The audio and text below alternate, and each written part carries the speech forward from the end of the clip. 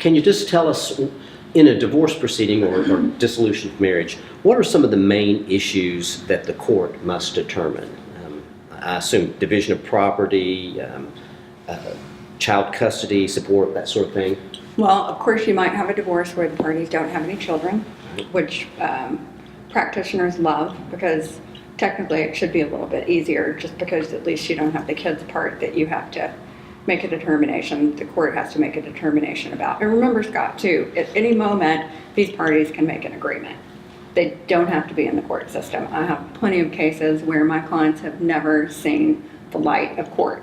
Some practitioners might not appreciate that as much as others, but for my purposes, if I can provide ease and comfort, and I think that's one of those ease and comfort things for clients, they love not going to court. Sure. I mean, I operate from if you don't have to, why would you?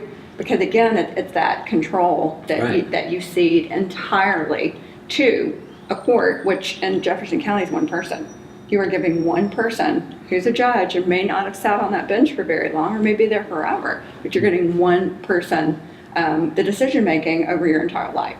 So the petition itself says in the demand and the prayer for relief that you want a dissolution of your marriage, that you want joint or sole custody, and putting sole custody in petitions anymore it's just kind of silly. Nobody even really does it. Okay.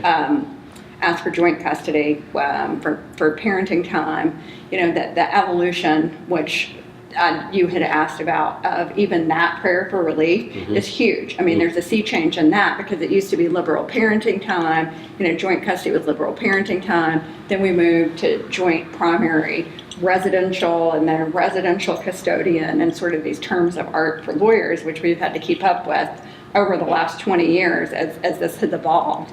So now it's joint custody. Then the parenting schedule is what drives most everything. What's the parenting time going to be? I think everybody asks for equal parenting time anymore. And then after that, you get to child support under the Kentucky guidelines if you have children. You may add in spousal support, a request for spousal support, whether temporary or permanent, a division of marital property, a restoration of non-marital property, and an assignment of debt, because the debt, if you ever look at our statutory scheme, never even figures in. It's just part of the property, and Neidlinger versus non-linger, I think, is still the case that says that the court's going to assign the debt according to how the debt was used in the marriage for the most part, or accumulated during the marriage.